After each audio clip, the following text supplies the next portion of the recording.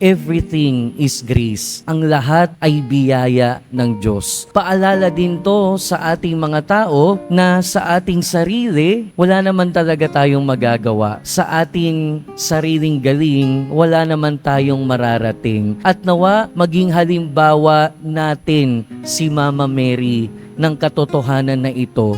Si Mama Mary, ang lahat ng kanyang kadakilaan at karangalan ay laging nakaugat at nagmumula sa kanyang anak na ating Panginoong Hesukristo. Naging dakila si Mama Mary dahil naging ina siya ng Diyos. Naging dakila si Mama Mary dahil tagapamagitan natin siya sa ating Panginoong Hesukristo. Naging reyna ang ating mahal na ina dahil ang anak niya ay ang ating hari. At ang lahat ng ito ay hindi dahil sa kanya.